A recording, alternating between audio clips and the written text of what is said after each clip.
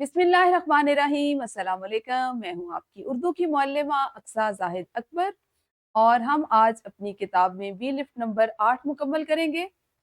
तसलसल की इस सरगर्मी में एक शेर आपको दिया गया था जिसका आपने मफहूम लिखना था, जो यकीनन आपने एहसन अंदाज में लिख लिया होगा। उसी से बात को आगे बढ़ाएंगे और आज सीखेंगे हम नज़्म को सुनकर उसके मरकज़ी ख़याल को किस तरह तहरीर किया जाता है, उसके क्या कवानीन है, उसका क्या उसूल है, क्या तरीका है। तो जनाब, किसी भी तहरीर का जो पोशीदा एक खजाना होता है, जो उसमें छुपी हुई चीज होती है, वो होता है उसका मरकजी ख्याल। हर नज्म या नसर पारे का एक बुनियादी तसव्वुर होता है, एक मरकज होता है जिस पर उसको तहरीर किया जाता है और ये वो बुनियाद होती है जिस पर पूरी कहानी या नज्म लिखी जाती है। अगर मैं आपको इसकी एक और मिसाल दूं तो वो ये होगी कि जिस तरह एक बड़ा सा दरख्त जिस पर फल, फूल, उसके पत्ते, उसकी शाखें, तमाम चीजें जो आपको दिखाई दे रही होती हैं वो मौजूद होती हैं, तो वो कहाँ से निकलता है, उसका मरकज क्या होता है? एक बीज। ये उसका मरकजी ख्याल होता है, ये उसका मरकज होता है। तो बिल्कुल इसी तरह से एक अच्छी नज्म, एक अच्छी कहानी, एक अच्छा नसर पारा जो आप तक पहुंचता है, उसके पीछे एक बुनियादी नुक्ता होता है जिसको हम उसका मरकजी ख्याल कहते हैं। अच्छा जी, अंग्रेजी जुबान में हम मरकजी ख्याल को क्या कहेंगे? मरकजी ख्याल को हम अंग्रेजी जुबान में सेंट्रल आइडिया कहते हैं। आपने अंग्रेजी में पढ़ा होगा। और अंग्रेजी में जब आप किसी नज्म को पढ़ के लिखेंगे तो वो सेंट्रल आइडिया और उर्दू में वो मरकजी ख्याल होगा।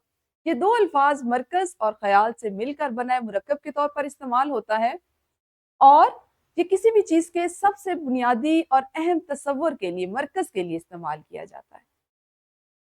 इसकी खसूसियत क्या है? मरकजी ख्याल में क्या होना चाहिए?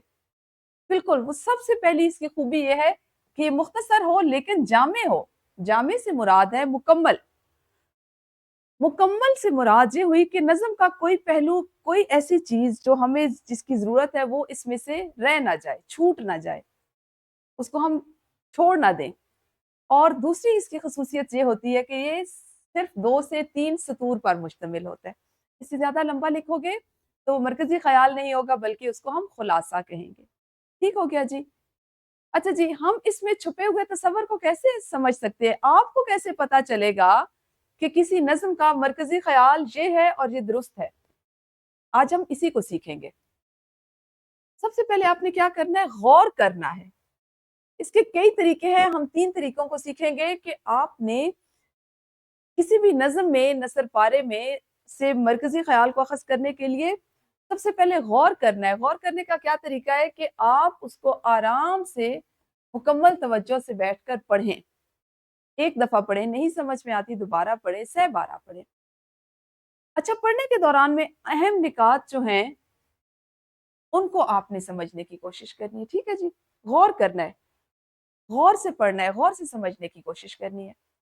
उसके बाद आपने दोबारा पढ़ाई करनी है और मौजू के मुताबिक उस पढ़ाई को आपस में जोड़ना है। ठीक है, अगर पहली बार समझ नहीं है तो कोई मसला नहीं, दोबारा पढ़ लेंगे और फिर गौर करेंगे कि शायर या मुसन्निफ ने किस एक खास मौजू पर बात की है और उसको किस किस अंदाज में, किस तरतीब से बयान किया है।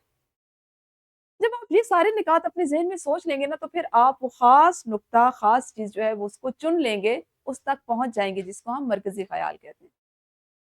मरकज़ी ख़याल का तीसरा सबसे अहम और ज़रूरी हिस्सा ये होता है कि ये हमेशा आप इसको मुख्तसर सवालात के ज़रिए भी इसको तलाश कर सकते हैं। अब सवालात कोई और नहीं बनाएगा आपके मरकज़ी ख़याल के लिए, बल्कि इस मतन से मुतल्लिका जिसको आपने गौर से पढ़ा, जिसको आपने समझा, उससे मुतल्लिका मुख्तसर सवालात आपने खुद बनाने हैं। खुद सवाल सोचिए, खुद उसका जवाब सोचिए और आपको पता चलेगा कि आप किस किस नुक्ते को सोच रहे हैं, अहम समझ रहे हैं। इसके जरिए भी आप आसानी से मरकजी ख्याल किसी भी नज्म का अखज़ कर सकते हैं।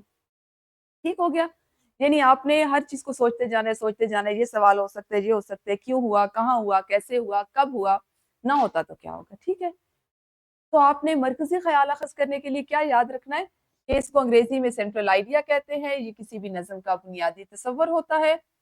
इसकी खसूसियत होती है कि मुख्तसर और जामे होता है और इसको अखज़ करने का तरीका होता है कि इसे आप बार बार पढ़ते हैं और इसमें से अपने लिए सवालात तैयार करते हैं। इन तरीकों पर अमल करके मुख्तसर आपने مرکزی خیال تحریر کرنا ہے جو آپ تدریسی جانچ کی صورت میں کریں گے، اور پھر بات یہیں پہ ختم نہیں ہو جائے گی، آپ اس کی مزید مشق گھر جا کر بھی کتاب تمرین و جائزہ پر کریں۔ اپنا بہت خیال رکھیے، اللہ حافظ، شکریہ۔